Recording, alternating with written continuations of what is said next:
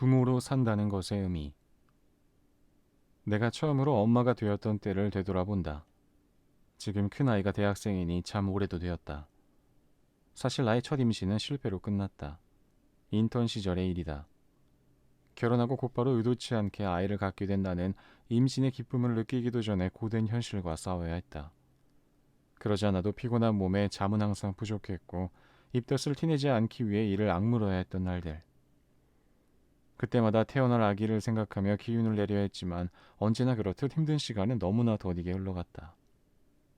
그러던 어느 날 중환자실에서 당직을 서다가 3명의 환자에게 심폐소생술을 해야 하는 기막힌 상황이 벌어졌다. 심폐소생술은 30분만 하고 나면 건장한 남자라도 온몸에 땀이 배고 다리가 후들거릴 정도로 힘이 드는 작업이다. 그런데 차례로 환자 3명의 심장이 멈췄다. 선배들이 차례로 달라붙어 그 일에 매달리는 상황에서 나는 차마 저 임신 중인데요 라고 말할 수가 없었다. 아직 임신 초기라 뱃속의 아기가 걱정되긴 했지만 나도 온 힘을 다해 환자의 가슴을 압박했다. 그리고 다음 날부터 시작된 하혈은 결국 유산으로 이어졌다. 그날 밤 나는 참 많이 울었다. 한 생명을 구하려다 내 아이를 잃은 아이러니. 한 번도 의사가 된 것을 후회한 적이 없는데 그때만큼은 내 직업이 원망스러웠다. 그렇게 나는 나의 첫 아이를 잃었고 한동안 그 후유증 때문에 힘들었다. 그로부터 2년 후 다시 임신을 했다. 그런데 임신 2개월째 피가 비치기 시작하면서 유산 가능성이 높다는 진단을 받았다. 이번에도 아이를 잃을 순 없었다. 그래서 레지던트 수련 중이었지만 한 달간 휴가를 내고 집에서 쉬었다. 엄마가 된다는 게 정말 쉽지 않다는 사실을 뼈저리게 느끼는 하루하루였다. 다행히 이후로는 유산기가 보이지 않았고 아기도 잘 자라주었다. 점차 출산일이 다가오면서 내 몸속에서 아이를 무사히 키워냈다는 것이 기쁘고 아이를 빨리 보고도 싶었지만 한편으론 두려운 생각이 들었다. 내가 과연 좋은 엄마가 될 수 있을까? 아이를 잘 키울 수 있을까? 한창 일하고 공부해야 할 시기인데 일과 육아를 제대로 병행할 수 있을까? 일 때문에 아이에게 충분한 시간과 사랑을 줄 수 없게 된다면, 혹은 아이 때문에 일과 공부를 소홀히 할 수밖에 없게 된다면, 그래서 내가 만일 아이를 귀찮아하게 된다면, 그런 여러 가지 상념이 내 머릿속을 스쳐 지나갔다. 사실 아이를 낳고 엄마가 되는 과정은 우리에게 신체적, 정신적, 경제적으로 많은 변화를 요구한다. 우선 아이를 가지면 몸에 변화가 생기는데 그것 때문에 성적 매력을 잃어버림으로써 남편의 관심이 멀어지지 않을까 불안한 마음이 든다. 요즘처럼 육아에 돈이 많이 드는 현실에서는 경제적 부담감 또한 만만치 않다. 아이 때문에 꿈을 수정하거나 포기해야 할지도 모른다는 불안감도 우리를 멈칫거리게 만든다. 나 역시 막연한 두려움을 느끼면서 출산일을 맞이했다. 그런데 여기서도 문제가 생겼다. 자궁 수축은 오는데 통증도 없고 도통 출산이 진행되지 않았다. 분만 촉진제를 맞고 기다렸지만 여전히 출산의 기미는 보이지 않고 태아의 심박동수만 느려지기 시작했다. 하는 수 없이 응급으로 제왕절개의 수술을 받았다. 5분만 늦었어도 큰일 날 뻔했다는 말을 들으면서 말이다. 이런 우여곡절 끝에 드디어 아이를 내 품에 안게 되었다. 꼼지락거리며 하품을 하는 아기의 모든 것이 신비로웠다.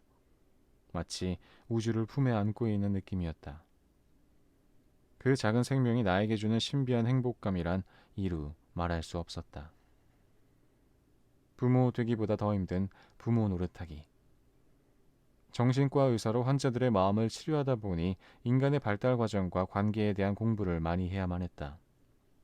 그 과정에서 부모 상담과 양육 방법에 대한 상담도 수없이 했다. 그래서 사실 이론적으로 보면 나는 완벽한 엄마가 되어야 했다. 나는 내가 배운 모든 것을 아낌없이 아이에게 적용해 보리라 마음먹었고 그것은 어느 정도 자신 있는 일이기도 했다. 그러나 중이 제 머리 못 깎는다고 막상 엄마 노릇을 하려니 모든 것이 서툴렀다. 목도 못 가누는 연약한 아기에게 옷을 입힐 때면 행여 팔이라도 부러뜨릴까 쩔쩔맸고 아기를 안고 목욕을 시킬 때면 혹시 잘못해서 아이를 물에 빠뜨릴까 봐 조마조마했다. 결국 나는 친정어머니의 도움을 받을 수밖에 없었다. 나는 아이를 낳고 4주 뒤 병원에 복귀했는데 그때부터 전쟁이 시작되었다. 내 몸 돌볼 여유도 없이 직장에 다니는 것도 힘들었지만 그보다 나를 더 힘들게 한 것은 아이를 제대로 돌보지 못하고 있다는 죄책감이었다. 어느 날 퇴근 후 혼자 울고 있는 아이를 보고 달래기는커녕 아이를 안고 같이 울었던 것도 그 때문이리라. 아이와 얼마나 오래 함께 있느냐보다 같이 있는 동안 얼마나 최선을 다하는가가 더 중요하다는 사실을 알고 있었지만 막상 그게 내일이 되고 보니 부모 마음이라는 게 교과서에서 시키는 대로 흐르지 않았다. 그뿐 아니었다. 정말 많이 부족한 엄마임에도 불구하고 나는 때때로 아이를 미워했다. 아이가 나의 성공을 방해하는 것처럼 느껴질 때가 종종 있었으니까. 그렇게 나는 아이들을 사랑하고 또 미워하며 한 인간으로 조금씩 성장해 나갔다. 그러니까 내가 아이들을 키웠다기보다는 아이들이 나를 엄마로 키웠다고 하는 게 맞을지도 모르겠다.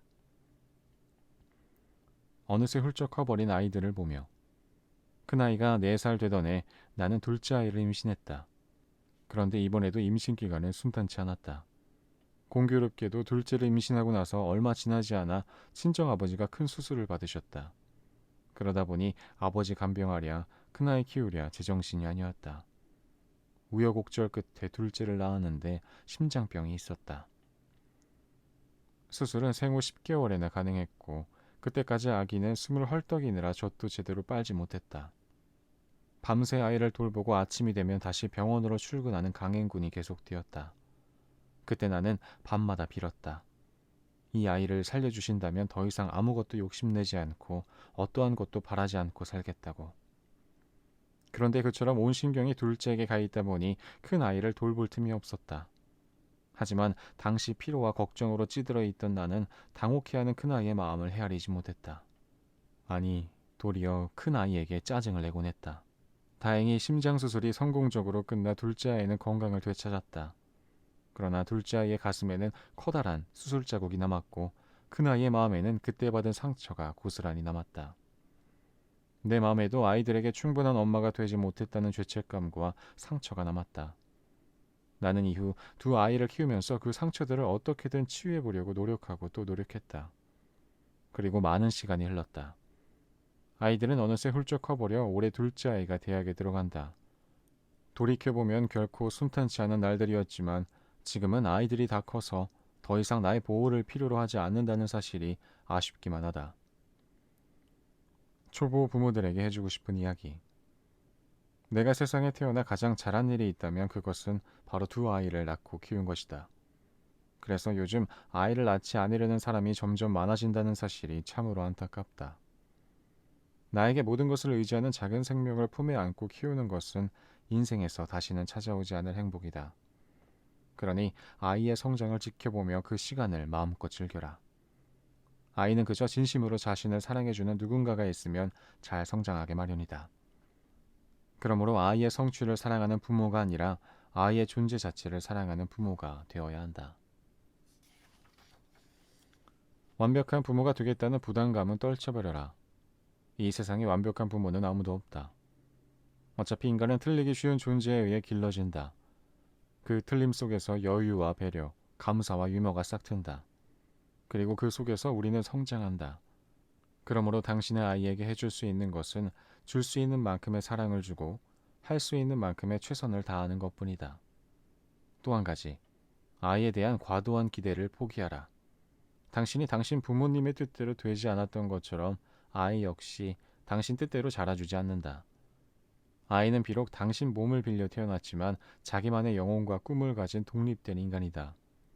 이를 존중해준다면 아이는 그것만으로도 자신이 가진 잠재력을 충분히 발휘하며 성장하게 된다. 때로 아이 키우기가 너무 힘들면 한 발 뒤로 물러서서 관찰해보라. 무엇인가를 필요로 하는 작은 아이와 어떻게 해야 좋을지 몰라 쩔쩔매는 철없는 부모의 모습을 아마 딱하기도 하고 우습기도 할 것이다. 아이를 키운다는 것은 꼬마와 같이 추는 왈츠와도 같다. 일방적인 수혜가 아니라 아이의 보폭에 맞춰가며 같이 추는 왈츠. 때로는 이끌고 때로는 넘어지지 않게 잡아주면서 음악에 맞춰 즐겁게 춤을 추는 시간은 다시 오지 않을 소중한 시간이다. 오늘은 여기까지 읽겠습니다. 오늘도 수고하셨습니다. 감사합니다. 안녕히 주무세요. 잘 자요.